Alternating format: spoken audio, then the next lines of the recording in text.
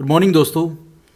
आज हम इस वीडियो में जीएसटी के बारे में पढ़ेंगे। ये आर्टिकल है 279A part 12 finance property contracts and suits. आज हम जीएसटी के बारे में कंप्लीट उसके फंक्शन क्या हैं, उसमें जीएसटी काउंसिल का क्या रोल है, वो क्या काम करती है, प्रेसिडेंशियल ऑर्डर इसमें क्या काम करता है, इसमें मेंबर कौन से होते हैं, इनका किस किस पॉइंट पे इनको काम करना होता है काउंसिल को जीएसटी के लिए, सेंटर और स्टेट का कोऑर्डिनेशन क्या होता है, हम वो सारे पॉइंट जो एक बेसिक आइडिया होना चाहिए जीएसटी का, वो सारे पॉइंट देखेंगे आर्टिकल के थ्रू।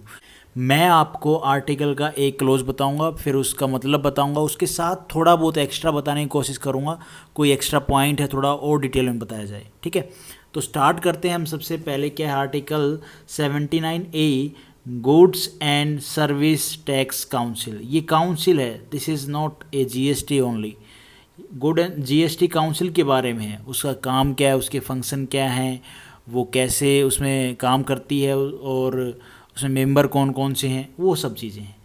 सबसे पहला क्लोज है, द प्रेसिडेंट शेल विद इन 60 days from the date of commencement of the Constitution 101st Amendment Act 2016 by order constitute a council to be called the Good and Service Tax Council GST Council। सबसे पहला point है, ये article जोड़ा गया हमारे constitution में, GST लाया गया। कौन से अमेंडमेंट एक्ट के थ्रू इसको जोड़ा गया, लाया गया ये तो 101 अमेंडमेंट एक्ट 2016 के थ्रू जीएसटी काउंसिल, ये वाला जो आर्टिकल है ये जोड़ा गया, अमेंडमेंट एक्ट हुआ वो, ठीक है जी।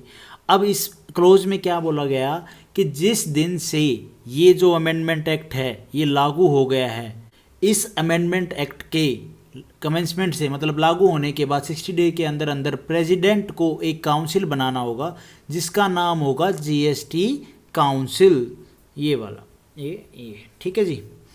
और जो ये प्रेसिडेंशियल ऑर्डर है ये इशू किया गया कब, 15 सितंबर 2016 को, जिसके थ्रू ये जीएसटी काउंसिल बना दिया गया। एक बात तो सिंपल सी हमने यहाँ पे इतनी समझ ली। दूसरा, इसके साथ में अगर मैं पॉइंट बताऊँ तो जीएसटी काउंसिल का जो सेक्रेटरीट कहाँ है, वो है न्यू दिल्ली में, ओके जी। उसके बाद सेकंड क्लोज में क्या बताया गया है, the good and service tax council shell consist of the following members. अब इसमें बात आ गई है मेंबर्स की। भाई इस जीएसटी काउंसिल में मेंबर कौन कौन होंगे, कितने मेंबर होंगे, उसके बारे में बता दिया गया। तो पहले पॉइंट में क्या बताया गया, द यूनियन फाइनेंस मिनिस्टर, वो होगा इस जीएसटी काउंसिल का क्या, चेयरपर्सन। तो फाइनेंस मिनिस्टर हमारे अभी कौन है, निर्मला सीतारमन है ना, तो वो होंगे इसके क्या, चेयरपर्सन, ठीक है जी। एक तो ये हो गए। उसके बाद the union finance of state in charge of revenue और फाइनेंस मेंबर, दूसरा मेंबर ये हो गया कौन, यूनियन एमओएस, ठीक है जी, एक मेंबर ये हो गए। उसके बाद the minister in charge of finance और टैक्सेशन और any other minister nominated by each state government, हर एक स्टेट गवर्नमेंट के द्वारा जो नॉमिनेट किया जाएगा, भेजा जाएगा वो मेंबर। तो जितने टोटल नंबर ऑफ स्टेट हैं वो में बंदे तो कितने, 29। अच्छा जी 29 प्लस में एक ये हो गया, एक ये हो गया, तो कितने हो गए ये 31। अगर आपसे एग्जाम में ये पूछा जाए कितने मेंबर है जीएसटी काउंसिल में तो 31, ठीक है जी। सिंपल सी बात थी, हमने समझ ली, मेंबर का हमें पता चल गया। अब इतनी सी बेसिक सी बात तो हमें पता चल गई कि भाई सेंटर और स्टेट का ही खेल है दोनों का, भाई उन्हीं के क्या है, रिप्रेजेंटेटिव होंगे इनमें, इसमें जीएसटी काउंसिल में। उसके बाद है थर्ड क्लोज। थर्ड क्लोज में क्या है, the member of the goods and service tax council refer to in sub clause C of close 2, ठीक है, इसकी बात कर रही है, shall as soon as may be choose one amongst themselves to be the vice chairperson of the council for such period as they may decide. Simple सी बात इसमें ये है, देखो जो वाइस चेयरपर्सन है वो कौन होता है, ये जो मेंबर थे ना 29 मेंबर, इनमें से होता है। ये जो एमओएस था ये नहीं होता है, इसको हटा दो आप। बाकी कितने बच गए, जो हमारे चेयरपर्सन है वो तो अलग ही रहेंगे ना, उसकी तो उनकी थोड़ी, वो थोड़ी ना आगे बैठेंगे वाइस चेयरपर्सन पे, बिल्कुल नहीं। जो 29 मेंबर है ना, जो हर एक स्टेट से आएंगे, उनमें से ही ये होता है। और ये आपस में खुद डिसाइड कर लेते हैं कि भैया अब की बस इस टर्म में ये चेयरपर्सन बनेंगे और अगली टर्म में ये चेयरपर्सन बनेंगे स्टेट के, वो चीज़ ये डिसाइड खुद से करते हैं। और कितने समय के लिए रहेगा वो जीएसटी काउंसिल डिसाइड कर लेगा, मतलब ये सारे मेंबर बैठ के डिसाइड कर लेंगे। ठीक है जी, जीएसटी काउंसिल डिसाइड कर लेगा कौन कौन से स्टेट का वाइस चेयरपर्सन रहेगा, कब चेंज करना है, ये सारे पॉइंट यहाँ पे इस वाइस चेयरपर्सन के ऊपर लागू हैं। मतलब इनको अलग अलग टाइम पीरियड के लिए अलग अलग स्टेट से बना दिया जाता है, सारे बैठ के मीटिंग करते हैं अब की बार कौन बनेगा, ये चीज़ है। उसके बाद है fourth clause, the GST council shall make recommendations to the union and the state on. अब भैया सिंपल सी बात ये है कि जीएसटी काउंसिल का काम क्या है, ये रिकमेंडेशन कर सकती है किस बारे में है, तो वो आगे इसमें बताया गया है भाई रिकमेंडेशन किस किस चीज़ के लिए कर सकती है, क्या क्या है यूनियन और स्टेट के केस में। देखो भाई एक सिंपल सी चीज़ है, आप कोई एक काम है, कोई एक चीज़ है, दो पार्टी है उनके लिए बना रहे हो, ठीक है जी, और उन दोनों पे लागू करना है, तो उन दोनों का कोऑर्डिनेशन, मान लो एक का ओहदा बड़ा है एक का छोटा है, तो बड़े वाले को एक चीज़ है वो अप्लाई करनी है अपने उस दूसरे पर्सन के ऊपर, तो क्या है दोनों में कोऑर्डिनेशन होगा अच्छा, दोनों में भाई अप्रोच अच्छी होगी, तो वो क्या है वो लागू हो जाएगी। अगर उन दोनों में कोऑर्डिनेशन अच्छा है, कॉर्पोरेशन अच्छी नहीं है, ठीक है जी, और स्मूथ और एफिशिएंट एडमिनिस्ट्रेशन नहीं है, तो वो तो नहीं लागू होगी, वो काम करेगा ही नहीं, कहीं ना कहीं फेल कर जाएगा। तो यही चीज़ है कि जीएसटी लागू करने के लिए सेंटर और स्टेट्स में एक अच्छा कोऑर्डिनेशन होना चाहिए, एक कॉर्पोरेशन अच्छी होनी चाहिए, ठीक है जी, स्मूथ और एफिशिएंट एडमिनिस्ट्रेशन होना चाहिए, जब तो ये अच्छे से काम करेगा। ये चीज़ है एक। तो अब उसमें क्या क्या पॉइंट हैं ये सारे बताए गए हैं कि जीएसटी काउंसिल का रिकमेंडेशन क्या है भाई, वो क्या रिकमेंड करेगी, कैसे काम करेगी, वो देखो। सबसे पहला है द टैक्सेस, ये सेस टैक्स ही होते हैं यार, मैंने आपको बताया टैक्स के ऊपर टैक्स क्या होता है, ठीक है, और अलग अलग तरह के टैक्स होते हैं, ये वो टैक्स होते हैं। And surcharge levied by the union, the states and the local bodies which may be subsumed in the goods and service tax. ये इसका मीनिंग क्या होता है भाई, ये सबसम्ड, इसका मतलब होता है सबको इकट्ठा करना, समझ रहे हो, सबको इकट्ठा करना। मान लो एक इकट्ठा करके एक चीज़ में डाल दिया, तो उसको हम बोलेंगे सबसम्ड। इसमें सबसे पहली बात तो ये है कि भैया जीएसटी क्या है, जितने भी टैक्स और अलग अलग तरह के लग रहे थे उन सब का एक निचोड़ है, एक कॉम्बिनेशन है ना भाई। जो भी पहले टैक्स लग रहे थे जीएसटी आने से पहले, एक्साइज टैक्स था, सर्विस टैक्स था, एक्साइज टैक्स हो गया, सर्विस टैक्स हो गया, सरचार्ज हो गया, सेस हो गया, जो भी टैक्स डाल रखे थे स्टेट्स ने, इन सब को जीएसटी टैक्स में लेके आ गए, है ना, सबको भाई एक में डाल दिया। तो एक चीज़ तो ये हो गई। दूसरा क्या, जो भी ये टैक्सेस थे पहले वाले जो जीएसटी से पहले चल रहे थे, इन सबको ख़त्म कर दिया, और ये सब किस में आ गए, जीएसटी में आ गए। कौन से ख़त्म हो गए ये जीएसटी काउंसिल रिकमेंड करेगी, ये बात बोल दी यहाँ पे। और दूसरा एक चीज़ है, एक्साइज और सर्विस टैक्स जो थे, इन दोनों को मैनेज करने के लिए इंडिया में कौन सी बॉडी थी, तो थी कौन सी, सीबीईसी की फुल फॉर्म क्या है, सीबीईसी की, तो central board excise and custom. अब इसमें क्या होता है भैया, ये दोनों बॉडी थी जो इंडिया में इन दोनों को, एक्साइज और सर्विस टैक्स को मैनेज करती थी। तो ये डिसाइड किया गया कि यूनियन कैबिनेट सीबीईसी के चेयरपर्सन को एक परमानेंट इनवाइटी रखेगी जीएसटी काउंसिल में, जिसके पास वोटिंग की पावर नहीं होगी। समझ रहे हो आप, जो सीबीईसी है, ये जो बोर्ड है, ये दोनों किसको मैनेज करती थी, एक्साइज और सर्विस टैक्स को। इसका जो इसका जो चेयरपर्सन है वो एक परमानेंट इनवाइटी रहेगा किसमें, जीएसटी काउंसिल में, जिसके पास वोटिंग की पावर नहीं होगी। इस चेयरपर्सन का काम क्या है, CBEC central board of excise and custom से ओवरऑल पूरे कंट्री में सेंट्रल एक्साइज, सर्विस टैक्स हो गया, कस्टम टैक्स हो गया, ये कैसे काम कर रहे हैं इसको ओवरसी करो, ठीक है। तो ये बोर्ड ओवरसी करता था, कौन सा बोर्ड, सीबीईसी।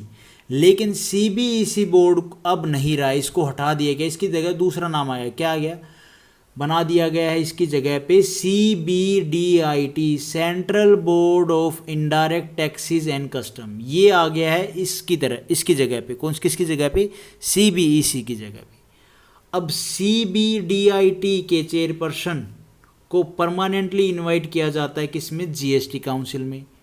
जो भी मीटिंग होती है जीएसटी काउंसिल की, उसमें भी इनको इनवाइट किया जाता है, किसको, CBDIT के चेयरपर्सन को। आपको जितने मैंने ये पॉइंट बताए हैं, ये जो एक्साइज और सर्विस टैक्स के जो मैनेज करता था पहले, इंडिया में। भाई उनके चेयरपर्सन थे, उसका नाम क्या था, एक तो मैनेज करने वाली बॉडी का CBEC, उसका नाम चेंज करके क्या कर दिया गया CBDIT, central board of indirect taxes and custom. इसके चेयरपर्सन को परमानेंटली इनवाइट किया जाता है GST काउंसिल में, ठीक है जी। और मीटिंग में भी, जो भी मीटिंग होती है उनमें भी इनको इनवाइट किया जाता है। वो वोट देने की पावर, वोट करने की पावर नहीं होती इनके पास। उसके बाद है B point, the goods and service that may be subjected or exempted from the good and service tax. अब भैया इसमें ये है कि कौन कौन से गुड एंड सर्विस टैक्स, जो गुड एंड सर्विस हैं वो GST में आएंगे और कौन कौन से नहीं आएंगे, ये सब बताना भी किसका काम है, GST काउंसिल का काम है। ये बात बोल रहा है यहाँ पे। उसके बाद है C point, model goods and service tax laws principles of levy apportionment of goods and service, इसकी प्रोनाउंसिएशन देख लेना, goods and service tax levied on supplies in the course of interstate trade and commerce under article 269। आपने पढ़ा होगा, नहीं पढ़ा तो आप देख लो। And the principles that govern the place of supply. Simple सी बात ये बोल रहा है कि भी सारे जो rules and regulation GST council बनाएगी और रिकमेंडेशन करेगी, एक बात तो ये है। और जो ये rules and regulation article 269A में इंटरस्टेट ट्रेड एंड कॉमर्स के बारे में भी हैं, इनके ऊपर भी GST काउंसिल देखेगी भैया, रूल बनाएगी, रेगुलेशन बनाएगी, रिकमेंडेशन करेगी, ये बात बोल रही है। उसके बाद है D point, the threshold limit of turnover below which goods and services may be exempted from goods and service tax. It's talk about turnover यार। टर्नओवर कैसे कि भाई इसका 0% किसका होता है, किसका टर्नओवर उस पॉइंट से नीचे है, तो ये सब बताना GST काउंसिल का काम है, ठीक है। जो लिमिट है वो सब बताना, भाई इसका टर्नओवर की लिमिट 0% है या इतनी % है, वो सब बताना GST का काम है, ये बात बोल रहे हैं। उसके बाद है जी E point, the rates including floor rates with bands of goods and service tax. भाई जितने भी बैंड्स हैं, 0% लगा लो, 5%, 10%, ये सब बताना भी GST काउंसिल का काम है। अब ये बैंड्स क्या होते हैं इतना डिटेल में हम नहीं जाते हैं, हम एक बेसिक सा आइडिया लेते हैं GST काउंसिल का, दैट्स ऑल। उसके बाद है F point, any special rate or rates for a specified period to raise additional resources during any natural calamity or disaster. Simple सी बात है भैया, जो आपको ग्रांट मिल रहा है उसमें एडिशन करके देना पैसा, बिकॉज ऑफ नेचुरल क्लाइमेटी, फ्लड आ गया, अर्थक्वेक आ गया, डिजास्टर आ गई कोई, उसके केस में। ये बात तो थी इसके समझने की। अब मैं बताता हूँ और थोड़ा सा इसमें और क्या बताया गया है कि भैया फ्लड आ गया, टेररिस्ट अटैक हो गया, तो एक्स्ट्रा रेट डालना कुछ टाइम के लिए, किसके लिए, एडिशनल रिसोर्सेज के लिए, मतलब जो थोड़ा सा ज़्यादा पैसा अफोर्ड किया जाए, भाई जो भी नुकसान हुआ उसकी भरपाई हो जाए। ये सब कर सकती है GST काउंसिल। जो भी टैक्सेस में भाई बढ़ोतरी करनी है वो कुछ टाइम के लिए, भाई फ्लड आ गया है तो थोड़ा सा पैसा आएगा टैक्स के रूप में, वो यूज किया जाएगा, जो भी जहाँ नुकसान हुआ है, डिजास्टर हुई है वहाँ पे, ये बात बोल रहा है ये। उसके बाद है G point, special provision with respect to the states of Arunachal Pradesh, Assam, Jammu Kashmir, ये भी अब आ गया ना, 370 हट गया, मणिपुर, मेघालय, मिजोरम, नागालैंड, सिक्किम, त्रिपुरा, हिमाचल प्रदेश, उत्तराखंड एंड। ये जो सारे स्टेट्स हैं इनका क्या है, जियोलॉजिकली थोड़ा डिसएडवांटेज है। वो क्या है भाई, हिली एरिया है, ज़्यादा डेवलपमेंट नहीं है, इंडस्ट्रीज़ नहीं है, थोड़ा बैकवर्ड है। तो यहाँ पे क्या है, सारे हिली स्टेट हैं, यहाँ पे GST का अप्लीकेशन प्रॉपर तरीके से नहीं हो सकता। यहाँ बाकी जो प्लेन स्टेट हैं, प्लेन एरिया में स्टेट हैं के हिसाब से नहीं हो सकता, क्योंकि भैया ये तो सारे माउंटेन वाले रेंज के हो गए, जिनमें सारा हिली एरिया है, ज़्यादा डेवलपमेंट नहीं है, इतना इंडस्ट्रीज़ नहीं है, ठीक है, थोड़े बैकवर्ड हैं। बाकी जो जैसे नॉर्थ में, सेंटर में है, ये सारे क्या डेवलप स्टेट हैं, काफ़ी इनमें भाई इंडस्ट्रीज़ हैं, डेवलपिंग अच्छी है भाई, अच्छा पैसा आता है। तो ये जो स्टेट्स हैं, इन स्टेट्स पे क्या अलग कंसिडरेशन देना है, ये भी काम कौन करेगी, GST डिसाइड करेगी, GST काउंसिल डिसाइड करेगी। ये बात बोल रहे हैं यहाँ पे कि भाई इनके लिए क्या करना है, कैसे करना है GST के केस में, तो ये सब कौन देखेगा, GST काउंसिल का काम है। उसके बाद है जी H point, any other matter relating to the goods and service tax as the council में डिसाइड।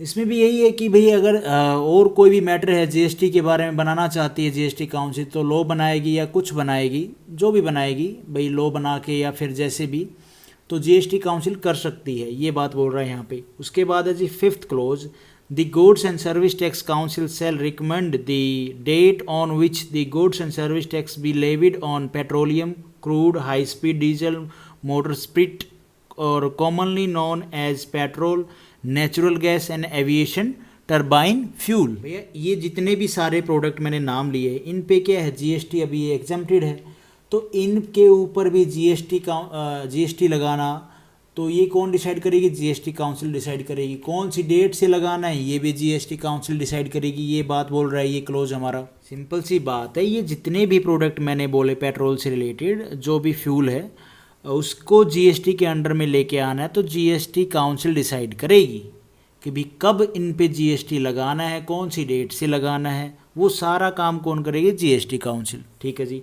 उसके बाद है 6th close, while discharging the functions conferred by this article the goods and service tax council shall be guided by the needed for a harmonized structure of goods and service tax and for the development of a harmonized national market for goods and service. Simple सी बात है, harmonise structure बोले तो ऐसा है कि GST council जो भी काम करती है, जो भी रिकमेंडेशन करती है, जो भी डिसीजन लेती है, वो पूरे कंट्री के बेनिफिट के लिए करती है और ऑल स्टेट के लिए यूनिफॉर्मली काम करेगी जीएसटी काउंसिल, ये बात बोल रहा है हमारा। हार्मोनाइज स्ट्रक्चर क्या होता है? यही तो होता है ना।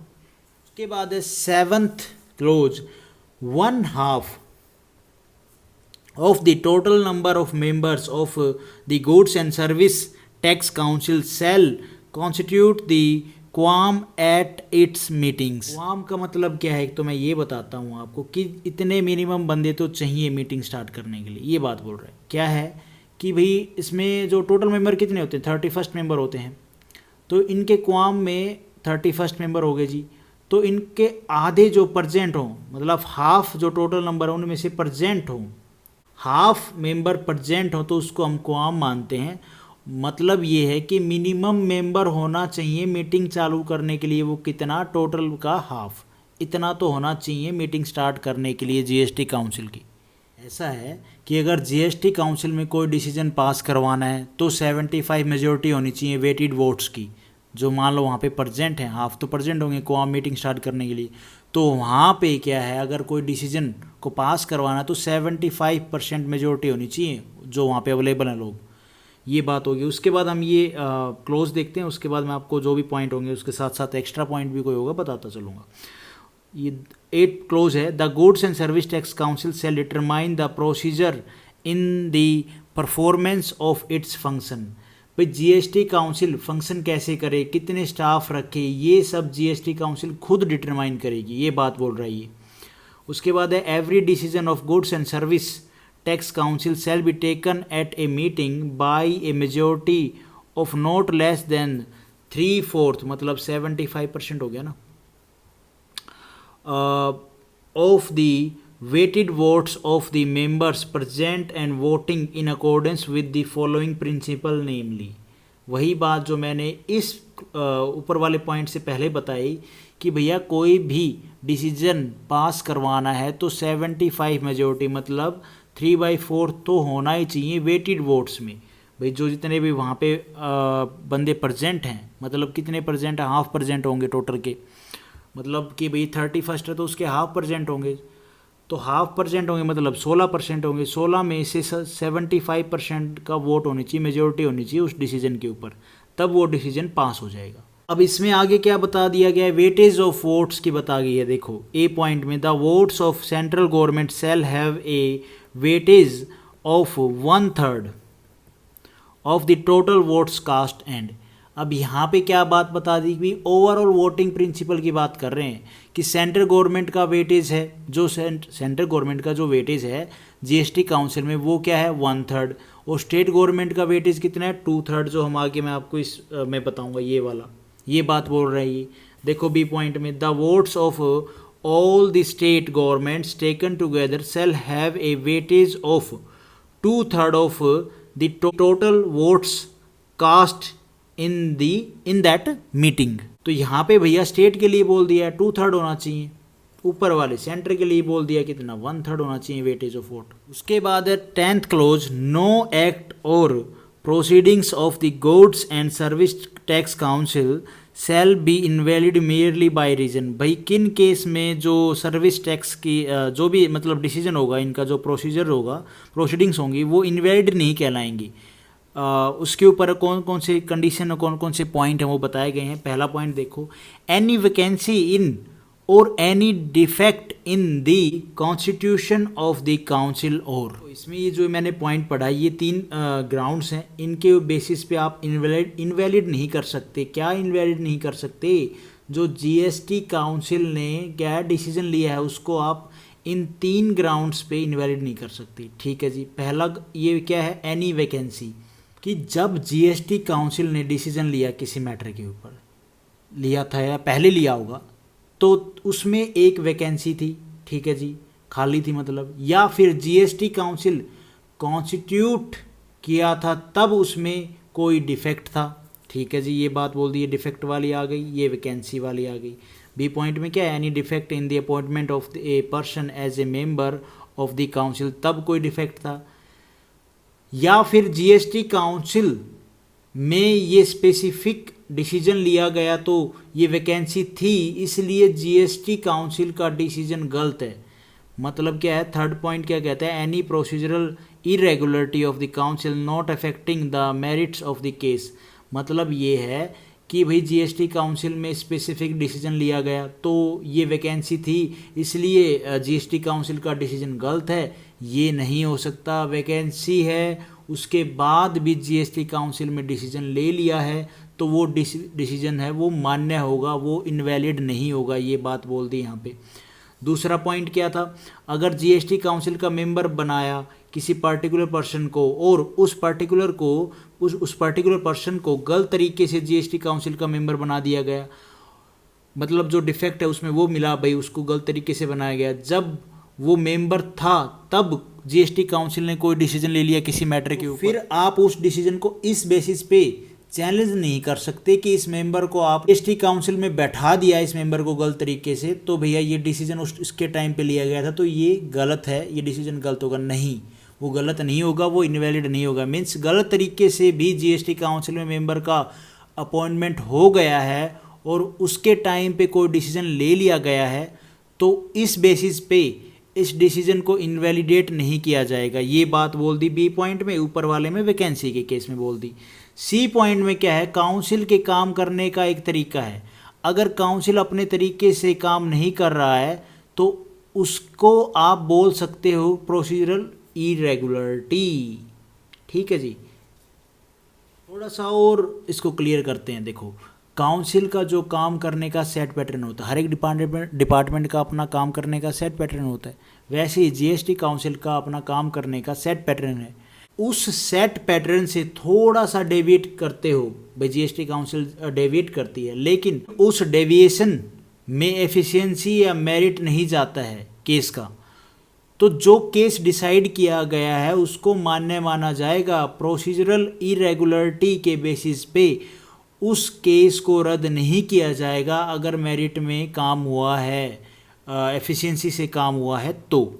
ये तीनों पॉइंट होप आपको समझ में आएंगे, वैकेंसी वाला भी, डिफीट वाला भी और प्रोसीजरल इरेगुलरिटी वाला भी, तीनों पॉइंट आपको होप समझ में आए होंगे। उसके बाद है 11th point, the goods and service tax council shall establish a mechanism to इसकी प्रोनाउंसिएशन आप देखना, adjudicate any dispute। सिंपल सी बात ये है कि भैया जीएसटी काउंसिल को लगता है कि भाई लग रहा है कि स्टेट का और सेंटर का कोई डिस्प्यूट हो रहा है जीएसटी को लेके, तो उसको भैया थोड़ा डिस्प्यूट को सोल्व कराने के केस में ये बात बोल रहा है कि between the government of India and one or more state, भाई एक स्टेट के बीच में या एक से ज़्यादा स्टेट के बीच में या 2 स्टेट के बीच में जो भी डिस्प्यूट है उसको देखना। उसके बाद B point, between the government of India and any state or states on one side and one or more other states on other side. भैया एक तो कुछ स्टेट हैं और कुछ उस साइड में दूसरे ज़्यादा स्टेट हो गए, या एक स्टेट के प्रति और ज़्यादा स्टेट हो गया, सेंटर बीच में आ गया है, सेंटर के साथ में एक स्टेट है और कुछ और दूसरे ज़्यादा स्टेट उस साइड में है जो भाई उस चीज़ को लेके अपोज कर रहे हैं, तो वहाँ पे थोड़ा डिस्प्यूट है, उसको भाई जो भी डिस्प्यूट है उसको इस्टेब्लिश करना, उसको सही करना।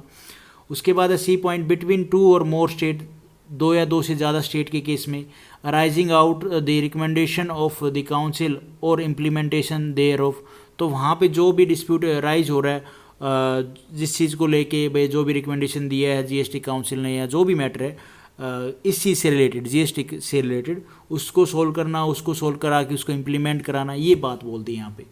इन सिंपल लैंग्वेज मैंने स्टार्टिंग में बताया कि जीएसटी भाई क्या है, जीएसटी काउंसिल क्या करेगी, सेंटर कब इस्टेब्लिश होगा जी, कोई भी चीज़ मैंने आपको एग्जांपल देके पीछे बताई कैसे इस्टेब्लिश की गई, अप्लाई की जाएगी दो पर्सन के ऊपर, कि दोनों के साथ कोऑर्डिनेशन अच्छा हो, कोऑपरेशन अच्छा हो, एफिशिएंसी और एडमिनिस्ट्रेशन है वो अच्छा हो, तभी तो होगी ना। तो यही बात बोल रही है। अब ये सारा हमने आर्टिकल देख लिया। वैसे जीएसटी का भाई विजन क्या है कि पूरे देश में जीएसटी को लागू किया जा रहा है, ठीक है जी, और यूनिफॉर्म रेट पे लागू किया जा रहा है, तो होगा ये कि एक तो इंडस्ट्रियल ट्रेड का माहौल अच्छा होगा, स्टेट और सेंटर में जो मन मुटाव है वो ना हो, बस ये बात है विजन। मतलब ये बात एक जीएसटी का मोटा मोटा तो यही है कि भैया पूरे देश में एक कॉमन टैक्स लग रहा है, जो इंडस्ट्रीज़ हैं वो एक अच्छे माहौल में ग्रो करेंगी, बस सेंटर और स्टेट का क्या है में जो मन मुटाव है वो ना हो। और तो क्या पॉइंट हो सकता है जीएसटी का, हम अगर थोड़ा बहुत और सोचें तो भाई मिशन क्या है, वाइडर कंसल्टेशन हो लोगों के द्वारा, यूज़र फ्रेंडली हो जीएसटी का प्रोसेस, है ना। तो इन दी एंड हम मोटे मोटे फंक्शन अगर देखें जीएसटी के तो क्या है जो हमने अभी तक पढ़े कि भाई make recommendation to the union and state, बिल्कुल ठीक है। पहला क्या होगा कि भाई कौन से टैक्स और सेस हैं जो सरचार्ज हैं को जीएसटी में इंक्लूड किया जाएगा, वो जीएसटी काउंसिल डिसाइड करेगी, ठीक है जी। कौन से गुड्स एंड सर्विस टैक्स को जीएसटी में एक्सेम्प्टेड कर दिया जाएगा, बाहर रखा जाएगा, किसको इंक्लूड किया जाएगा, किसको इंक्लूड नहीं किया जाएगा, वो जीएसटी काउंसिल का डिसीजन, ठीक है जी। दो डिसीजन हो गए। इंटीग्रेटेड गुड्स एंड सर्विस को किस हिसाब से लगाया जाएगा, ठीक है जी, ये पॉइंट हो गया, जीएसटी काउंसिल डिसाइड करेगी। मॉडल जीएसटी लॉज बनाना, है ना, जीएसटी को कहाँ पे कैसे लाया जाना, कैसे जीएसटी को अप्रोप्रिएट करना, एक गुड्स इस पर्टिकुलर प्लेस ऑफ सप्लाई से आ रहा है तो प्लेस ऑफ सप्लाई के नियमों को तय करना, इंटरस्टेट के नियम कानून बनाना, ये सब किसका काम है, जीएसटी काउंसिल का काम है, वो डिसाइड करेगी। होप आपको ये फंक्शन एक आर्टिकल का बेसिक सा आइडिया, जीएसटी काउंसिल कैसे बना, कौन सा अमेंडमेंट एक्ट, उसका विजन क्या है, उसका मिशन क्या है, उसके फंक्शन क्या हैं, ये सारे मैंने आपको एक एक करके बताए हैं। होप आपको एक बेसिक सा आइडिया हो गया होगा। Thank you for watching this video. Video आपको ठीक लगी तो लाइक करना दोस्तों, और चैनल पे नए हो तो सब्सक्राइब करो।